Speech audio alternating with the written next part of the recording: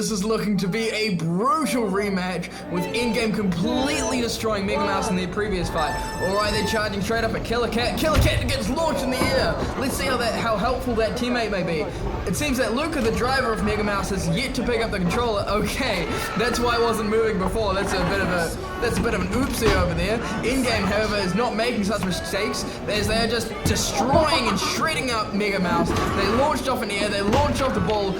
Killer Cat is just spinning in circles, not doing very much. It's lost its head as In-Game continues to pummel upon MegaMouse. MegaMouse is inverted, missing one of their forks. They're not looking to go. Oh my goodness! Launched up on the side. What a blow. MegaMouse is spinning out of control. They think they're trying to be Anakin Skywalker. Oh no, they're being strategic. They actually managed to knock the button to the pit.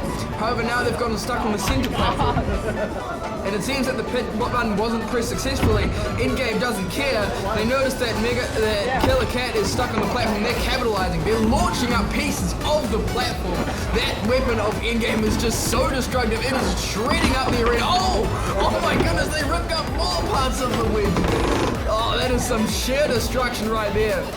MegaMouse is looking, I want to say dazed and confused, but I don't know how it's looking. I don't know if I'm looking at the face or the butt of the mouse, while Killer Cat is still struggling and getting caught on different parts of the pit. They managed to break free, but I fear they may be for this. Oh, In-Game got it. Oh my goodness, what a blow! In-Game just shreds them up in the air. Killer Cat and MegaMouse are both spinning out of control. In-Game is very much spinning its weapon in control of this match. It's just trying to decide which robot to attack. It's giving them a bit of breathing room right now, but going back in for the kill. It's going up against Killer Cat, but Killer Cat is just simply too fast. Look at it throwing itself around. Oh, it dazes itself past In-Game. Oh, now it's playing around dangerously close to that hole. MegaMouse is also charging at In-Game. Both robots coming together right now, but it doesn't seem to be that effective. The brick separator of of Killer Cat has come off, and the spinning weapon of MegaMouse came off. Oh, and it seems that MegaMouse almost just fell into the pit, but their driver managed to do a nice little sneaky move over there. Luckily, the judges didn't see that. Oh, and In-Game just hits MegaMouse in the wheels, launching up in. Oh, they launched him into the pit. There are so many people watching the sheer destruction in the background. Oh, now In-Game has got its eye on Killer Cat. Oh, Killer Cat stuck. Oh, Killer Cat throws himself in the pit. Oh. How unfortunate, and In-Game dive bombs him. Very small. Alright, Wilkin is back with a new design. Instead of Black Death, he's now got Death Wedge. Still continuing Death in the name, and he's facing off against a very newbie, Luca, and his horizontal spinner Tombstone. Let's see if one season experience from Wilkin will pay off. Luca is focusing desperately, trying to spin up that weapon, but it seems like the chain is already broken off or something. That's one thing that is showing in Luca's lack of experience, that he doesn't know that Lego Technic Chain is just not something you want to be working with. Wilkin managing to pick up Tombstone, chucking him straight in the pit. Oh my goodness, what a strategic move. Let the brick battle begin. Tombstone charging quickly out of their square, hard up against In-Game. They're both smashing weapon to weapon at this point. You notice that Tombstone has gotten an upgrade where they no longer have chain connecting their spinner, as that caused them some issues in previous fights. Oh, Tombstone manages to knock the button while In-Game doesn't care as they're cracking open the robot. Luca, a newcomer to the season in his robot Tombstone, initially had chained because he didn't understand just how fragile it was until now. Oh my goodness, speaking of fragile, In-Game just smashes off a big section of the backside of Tombstone. Both robots got their weapons spinning hard. They're content to go weapon to weapon. Oh, and Tombstone almost backed into the pit. It appears that someone forgot to take the phone timer off the platform.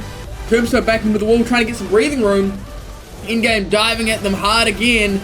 Oh, both robots doing a bit of argy-bargy, pushing around, trying to get their weapons up to speed, hit, and then back off again to place another blow. Both robots have laid damage upon each other. In-Game broken off quite a few pieces of Tombstone, but there's not much noticeable damage caused by In-Game. Tombstone doesn't really know what to do at this point. It is quite difficult for them to get their weapon up to full speed, with In-Game continuing to pummel blow after blow after blow upon them. Tombstone backed up against the corner. In-Game's got him nice and trapped there. Can they capitalize? Oh, and they do! Getting some nasty little shots in their nice nips. And we're back. In-Game's got their weapon back up to full speed, nipping away at Tombstone. Oh, and it looks like the wire of Tombstone's weapon may have come off. That would mean that Tombstone can no longer spin their weapon. In-Game is launching out the receivers of Tombstone. They are just eating into the electronics of that robot. gosh, what a brutal fight. Tombstone's managing to climb up on the platform with 36 seconds to spare. That could be all they need to do to win this fight, but in-game is not going to make it easy for them.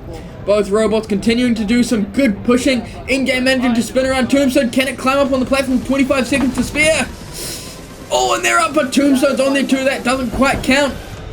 And they just got to push off Tombstone. Oh, and they fall off themselves. Oh no, with 15 seconds to go, it's anyone's game at this point. Can in-game climb up? Oh, they're reversing their weapon to help them climb up. Very strategic right there. With 6 seconds left to go, it looks like it's going to be in-game. Here comes the countdown. And that's the fight. In-game claims victory. Last year's semi-final, we saw in-game face off against Black Death. This year, it's in-game versus the baby of Black Death, Death Wedge. Death Wedge going straight for the pit, trying to open up that button. Can they do it? In-game seemingly unfazed, trying desperately to focus on their position, managing to lift up a piece of Death Wedge. The in-game is being very careful right now because it knows that if it ends up between Death Wedge and the pit, things will be catastrophic. Death Wedge is doing such a great job of shutting down all the angles to in-game. They just continue to push and push upon them, trying to get that weapon to stop, because we know from previous fights that if you manage to put enough force on in-game, the battery may die. Death Wedge is doing such a good job of shoving them into the corner and showing good control over this fight. In-game continuing to do little nips at the back of Death Wedge, trying to make sure that it doesn't give them the opportunity to push them into the pit. But Death Wedge doesn't care, as the backside of them is just so tough. It's quite strange that the back of them is even stronger than the front. They're managing to get in-game pushed in the corner. They've trapped him.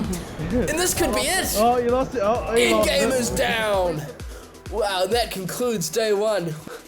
Oh, those were some good fights. I'm gonna go to bed now.